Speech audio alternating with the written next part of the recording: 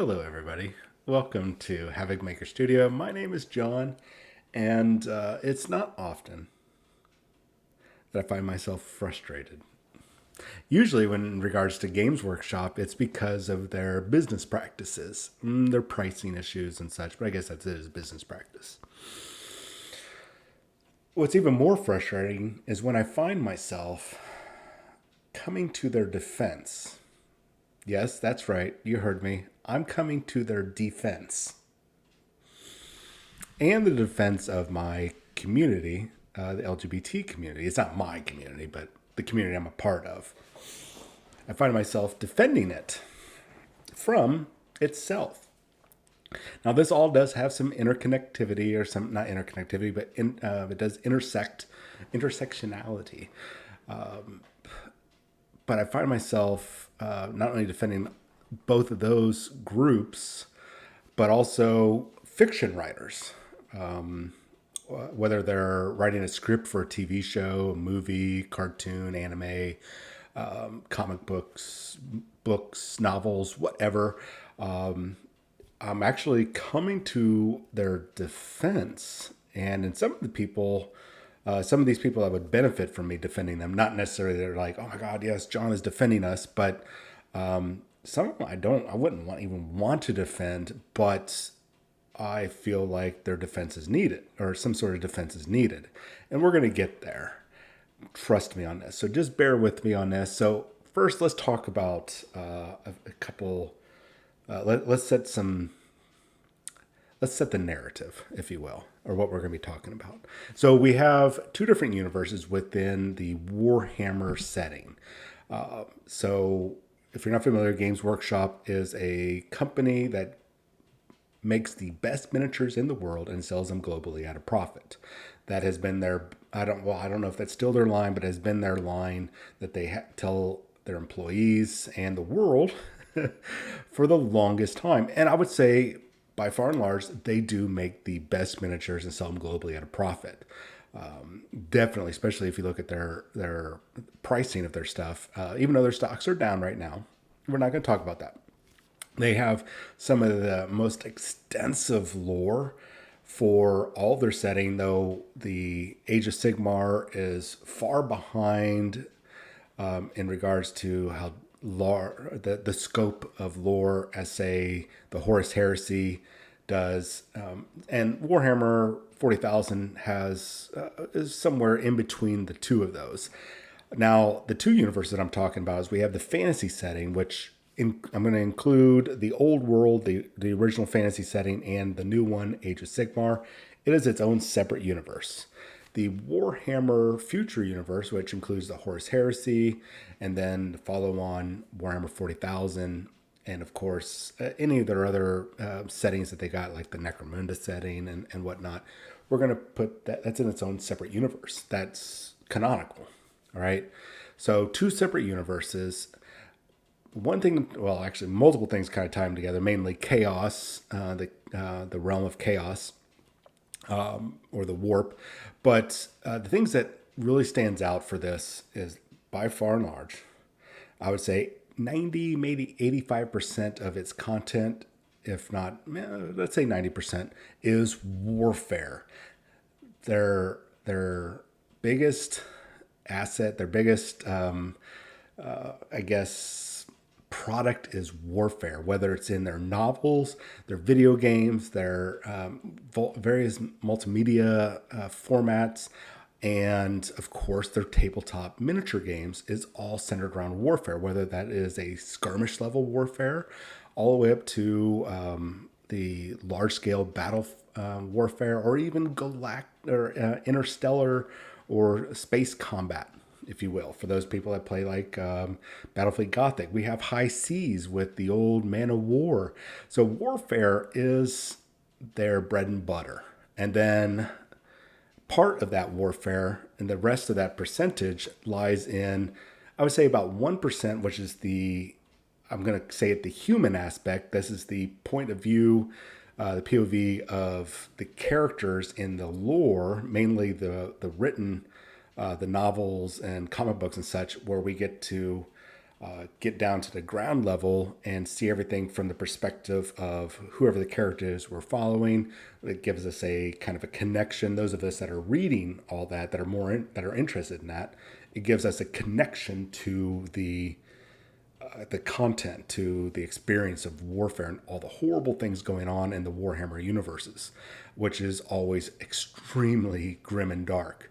And then there's the rest of that percentage, so about 19% is centered around, probably even less, the politics of those universes. Now, when I talk about politics, I'm talking about national, international, global, intersystem, galactic, or in the case of Warhammer Age of Sigmar, we're talking about the different realms of existence. There's different, essentially, I'm going to call them dimensions or planes of existence. So the plane of, we'll call it realm politics. No, let's call it planar politics. And then, of course, we have the galactic politics of the Warhammer line, that these are the vehicles in which helps drive the story. They are the necessary components to determine or help set the stage for whatever conflict is going on. Whether it's in the Horus Heresy and it's a whole galactic civil war, or on the lower levels, like say in the Inquisition, you have some internal politics on a world that are allowing subversion and terrorism and the infiltration of alien races or whatnot, that sets the stage for the skirmishes that take place on the street level versus the battlefield level of, say, the Warhammer 40,000 big battle scenes and such. So one thing that's not a driving factor, or has not, and doesn't need to be, because it has nothing to do in regards to the actual story or their product, is the inclusion of sexual or gender identity. These are not driving factors for warfare. And in fact, we've seen games companies like White Wolf with their recent 5th edition for Vampire the Masquerade try using warfare and genocide and LGBT related material to incorporating that with history and getting blasted for it. And we see the fallout from it. And in regards to Games Workshop, it might have some value on the person, on the point of view of a particular character in a story. It has no place for the product that they're selling. So there's no need to include it. Does that make sense? Just like when we had issues with PETA a while back, I want to say 2017, PETA had issues with the Space Wolves, which is if you're not familiar, they're a Space Marine chapter or legion that has, they hunt wolves that are like the size of tanks sometimes, or even size of small cars that they can ride on. And they wear their pelts. PETA had an issue with that, and of course a variety of other pelt wearing from the different universes for their miniatures and such. And Games Workshop just ignored it. They just went on because we're writing a particular brand here. We're writing a particular story, and that has nothing to do with reality because this is fictional. Now, before we go into the meat of this matter, first up, I'm not attacking anybody for their gender identity or their gender or sexual identity or their politics in those regards. And I'm asking that all of you, regardless of which side of this you're on, whether you're left, right, somewhere in the middle, don't attack anybody, especially any of the individuals that I'll show up here on Twitter. Please do not go after them because they most certainly do not deserve to be attacked. All right, and all it does is create unnecessary conflict. All right, so let's delve into this. thank you so much for putting this out to me. I really appreciate it, Trevor. Thank you so much for now letting me know about this. So there's a gentleman, Dracy at Commissar Dracy. Their pronouns, just I'm only going to use their pronouns because if I don't, somebody's going to call me some sort of ist or a phobe. So they, them. So they, Dracy, I'm just going to use their name, Dracy. I'm not going to use their pronouns. Dracy did a tweet and produced a letter. I'm just going to read part of this and then we'll go to the actual letter. I will have a link in the description below for this letter. Once again, please don't be divisive. Don't be a dick. Don't be an asshat and attack these people. All right. So he puts down an open letter to Games Workshop regarding accidental use of gender critical language in Horus Heresy AOD, which is Age of Darkness, and the necessity of sensitivity readers in publication. So just so you guys know, AOD or Horus Heresy AOD or Age of Darkness is the new product line from Games Workshop that was originally under the helm of Forge World, which is the subsidiary of Games Workshop. It's basically a sister company. And so Games Workshop is taking that as one of their new anchor or flagship brands, and really kind of doing a pretty bang up job so far, even though it's still a little high in the price, but we're not here to talk about that.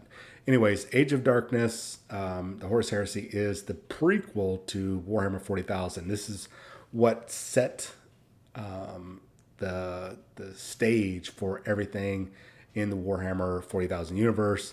You can definitely read up on the lore for that. It used to be in the original Warhammer 40,000 book, the Rogue Trader book, the first actual rule book and army book that came out back in the 80s. There was just a blurb. Actually, I don't even think it was in that book. I think it was in one of the two Chaos books, which is separate. I think Realm of Chaos, a separate game, but still within the Games Workshop universe. It was just a one paragraph, and has become this global phenomenon with like 20 of their novels for the Horus Heresy is on the New York Times bestseller list. Just global phenomenon in regards to Horus Heresy. It's died off a little bit. We've covered that, and it's back now full in force. Just some background information. Now, I'm not going to read this entire letter for you. I will, like I said, put the link in the description below so you can read it at length. What I will start off with is just the first paragraph or two. It says, to Games Workshop, today we wish to address the accidental, we are to assume good faith, use of critical language in the Horus Heresy Age of Darkness rulebook. This is the rulebook that just dropped this last weekend.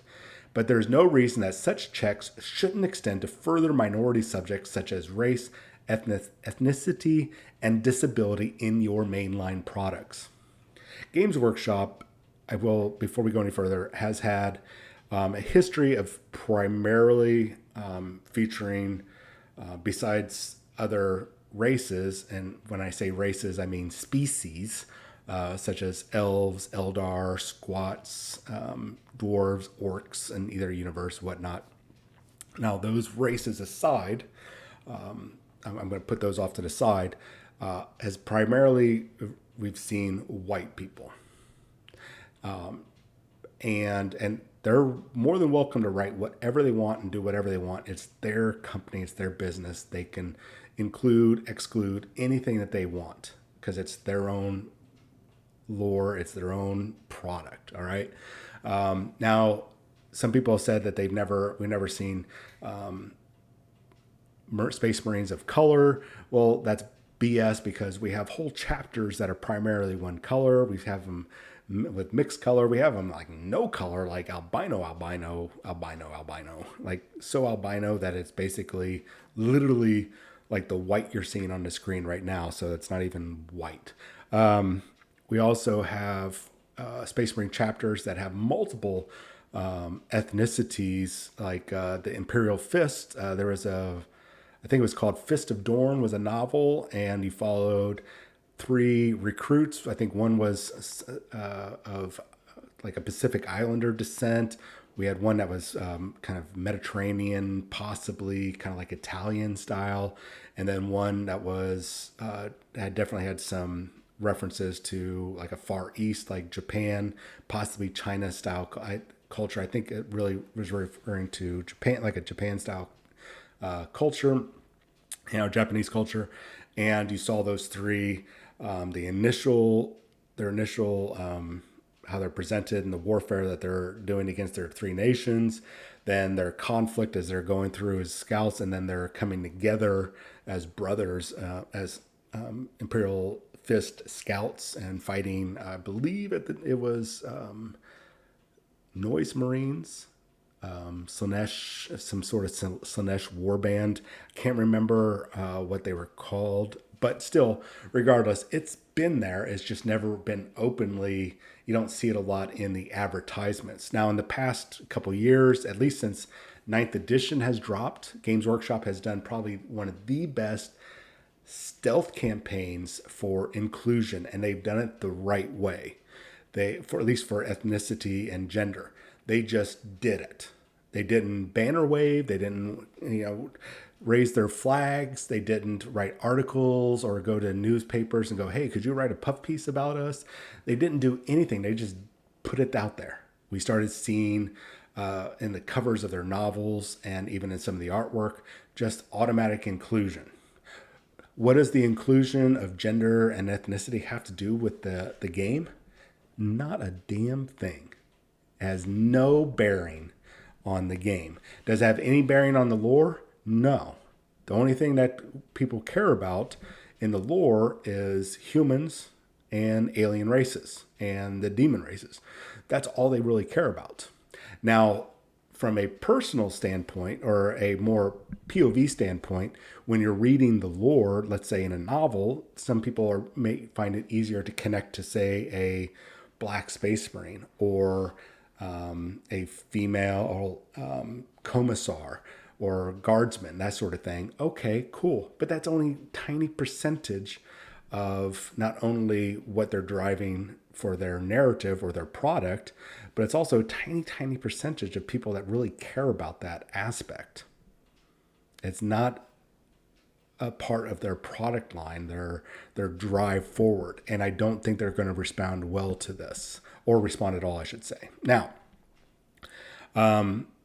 one thing that they want to address in this is to clarify this is not a letter asking for or about the subject of female Adeptus Astartes. So there's always been this debate on why are there no female Adeptus Astartes or female Space Marines? And as far back as I want to say 3rd edition for Warhammer 40,000, Space Marines have never been female. And we've got our first breakdown of the process of being a Space Marine. We know that at that time, they had 19 implanted organs. They had to be a human male for the purposes of this because they had the right genetic makeup to be a Space Marine. You could not be a female for some reason. And we've joked before on this channel that the 2nd and 11th original legions, those of you familiar with the Horus Heresy, that they've been scrubbed from the records in lore. And Games Workshop has come out and said, we'll never talk about the 2nd or we'll never tell you what the 2nd or 11th Legion were because we want to leave that up to you.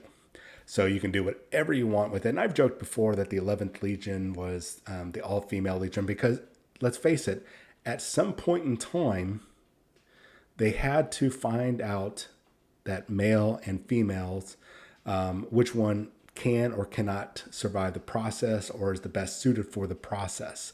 So at some point in time, whether it's just looking at the genetics going, okay, well, this one works and this one doesn't because of, this one generates testosterone, this one generates too low testosterone.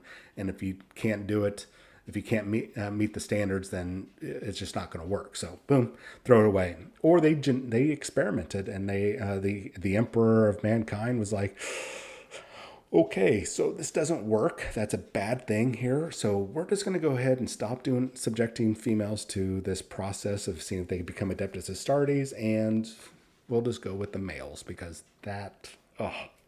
somebody clean that up. It's a little messy. So that's probably one of those two scenarios is likely what has happened. Now, the issue in particular that they have is the language that was used in one paragraph of this 336 page rule book and of like 3 decades worth of lore. So, with understanding on both sides that no malice was intended, let's break down the particular example from Horus Heresy, Age of Darkness, the rule book that just came out. So, this is a quote from the book. And it's just a brief quote that doesn't even really expand upon the reasons why, mainly because this is a rule book, not a lore book necessarily. So, the quote is, "The process by which space marines are created lies inherently on the hormonal and biological makeup of the human male, meaning that only males can be subjected to the transformation. Males in reference to human males." And that terminology there, the hormonal and biological makeup of the human male, seems to be the main issue that they are having with this.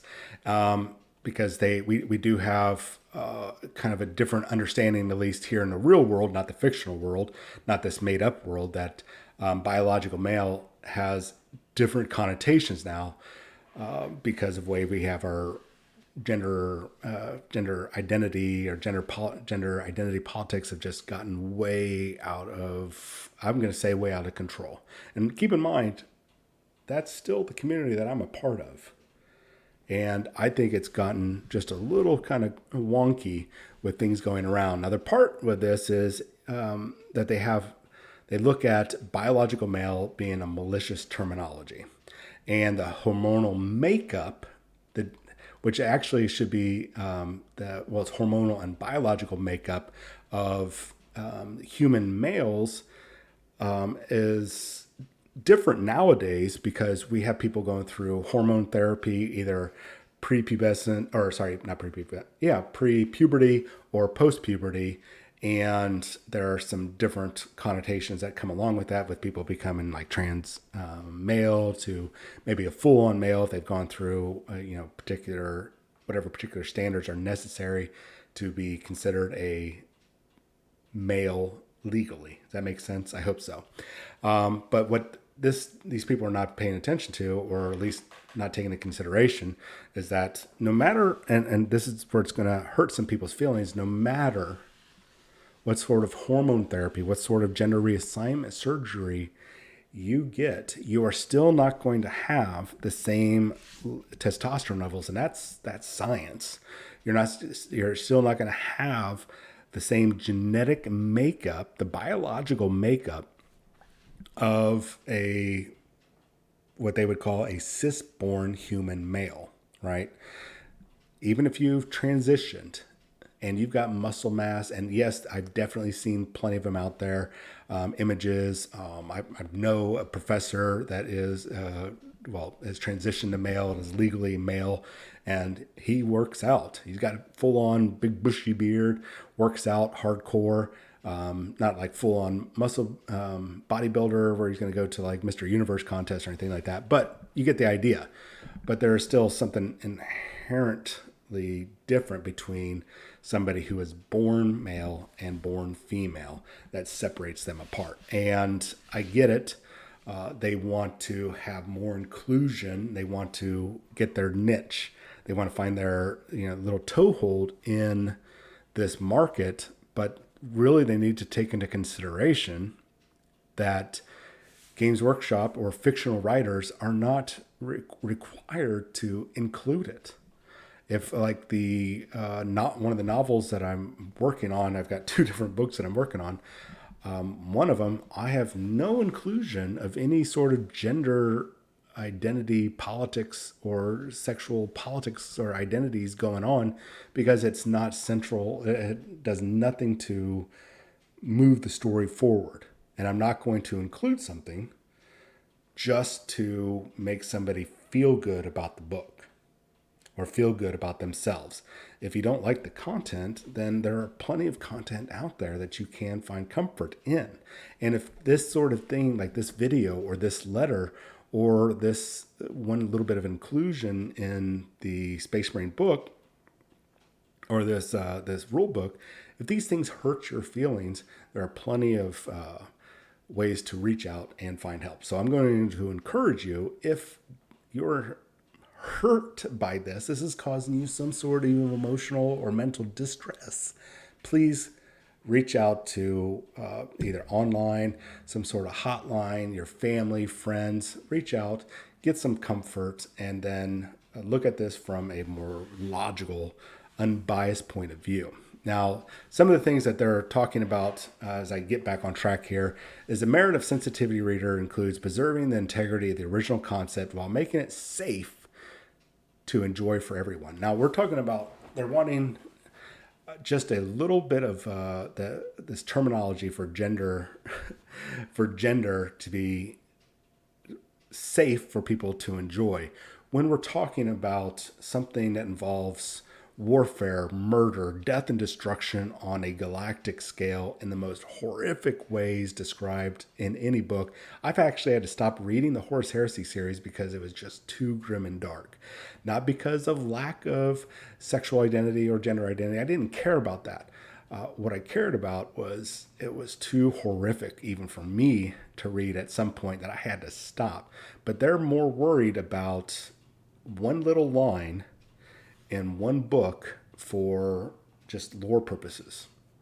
And if that is what you're more concerned about, then I'm not sure what's going on. I think there's other issues there. Anyways, to give an example of simple rephrasing that wouldn't have hit against this specific issue, human males have only been successful candidates gleaned from the arduous transformation process by which Space Marines were originally created. They're saying the removal of biological would satisfy the spirit of the lore, which is tradition. We talked about that. The need of the author to signpost their idea of male and the casual reader to understand male. And yeah, to an extent, they're right. You could remove the biological part of that, the hormonal and biological part of that terminology, and still encapsulate what you're wanting to convey to the readers. Now, without excluding any gender minority who understand that male can have many variations, which in this lore setting, there is no variations. There's just male, right? Because we're just talking about warfare and little toy plastic soldiers, and can happily headcanon themselves into the setting. Well, you know what? You can happily, as a member of the LGBT community or the gender identity community or sexual identity community, whatever community you're part of, you can headcanon yourselves into this already. You can say that biological male is including anybody that, because biologically you are transforming yourself via HRT drugs to being a male. I mean, you can headcanon yourself into this. Now, I'm splitting hairs here. Totally get it. I think this article is a bit silly. I think that they are, this is more about Dracy getting more clicks and likes. I think this is more about them rather than the community itself. I mean, when you are an artist, an illustrator, painter, then you tend to want to get a lot of attention, right? Especially when you're only sitting at 1,500 followers. Oof. More followers than me, for sure. Now, I'm not saying that is the reason for it, but there definitely is something more going on here than some hurt feelings, in my personal opinion, on this matter. And with only, as of today, on June 24th, only 596 people have signed this, and we have seen campaigns, change.org campaigns against Games Workshop with tens of thousands of signees make no impact on their decision making. This likely is not going to go anywhere. Not because Games Workshop is an ist or some sort of phobe. I think from their business perspective is that changing that will have no bearing on their product. And even whether they change it or don't change it is going to have no bearing on their product sales or what they're trying to convey or what the narrative for their fictional universe is trying to push. Now, if you can see this sort of thing somewhat successful in comics, but even then, in comic books, especially Western comic books like DC and Marvel Comics, when this is done, you see the sales of those comics plummet. Now, the critics love them and will praise them, and you'll see tons of articles praising them. But then you look at the actual sales numbers for those type of issues, those comic book issues that do that sort of thing, that pay attention to gender critical language and sexual identity and whatnot. When it becomes the focus of the issue, they fail. I'm not going to use the W word, but that sort of W behavior, if you will, just kills product lines. And gender identity and sexual identity have really no place in this game that's all just about warfare and the grim, dark fallout from the corruption and the conflicts that go on in these different universes. Now, it's not to say that it couldn't include it for some reason, but that's just it has no place in it. It doesn't fit. Comic books, yes. Maybe other IPs like video game IPs, sure, like Dragon Age Inquisition or Mass Effect. There could be a valid reason to include them in there. Or we saw with like Cyberpunk 2077. There are some brands that this would work, but it is not necessarily for all brands. And a brand like Games Workshop or a company like Games Workshop and their brand, any of the Warhammer lines, are not required to cater to a minority of any iteration. Nobody's required to cater to that for their fictional universe, right? Whether they're writing for a screenplay, a novel, comic book, a video game, tabletop game, whatever, you're not required to. Does it help? Sure, it could help, but they're not required to. And virtue signaling or creating unnecessary controversy doesn't necessarily mean it's this is more, to me, is more about these numbers right here, followers following the followers and helping him sell his product or get special attention to himself more than anything else. That is a guess, as an opinion. It doesn't necessarily mean it's true, that this is not necessarily the reason why he's doing this. I'm not saying he's doing it because of reasons XYZ. I'm saying that this is a possibility that he could be doing it for that reason. Or he could be genuinely hurt emotionally and mentally, that he probably, instead of writing a letter to Games Workshop, should seek counseling. That would probably be a better use of their times. Sorry if I said use the wrong pronouns, but they would probably have find better use of their time getting therapy for these sort of things if that one little line hurt them that much that they had to write an open letter and go through the process of highlighting it and whatnot. Anyways, long-winded way of we came around full circle. Whether you believe, whether you support me on this, whether you don't support me on this, I do appreciate if you put a comment. I like to hear from you guys on this sort of topic because it's hard, because it's not necessarily an open in this sort of gaming community. This sort of thing does not come up often, because usually when we're sitting down with our favorite games like Warhammer 40,000, Horus Heresy, whatnot, we are there to play the game. Or if we're talking about lore, we're like, oh my God, could you believe that fight between Alfarius and Rogel Dorn? That was absolutely bonkers, crazy, amazing. That the subject of sexual identity and gender identity usually doesn't come up. We're not usually going, hey, I wonder if Alfarius consider himself non-binary since he, is a space marine, or whatnot. These things generally don't come up into discussions. Not saying that they don't, but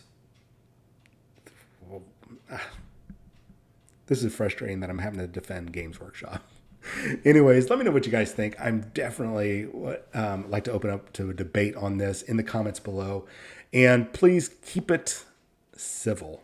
All right. I do reserve the right to go in and remove comments or to hide them if you guys start getting nasty. Nobody has in the past. So, it's really great. I do appreciate that. And if you do go to Twitter or Facebook or anywhere else and you just want to attack, please, come on, just keep it civil. Don't be a dick. Use the Will Wheaton effect. All right. Anyways, you guys have yourself a wonderful weekend. Thanks for watching. I'll chat with you later. See ya.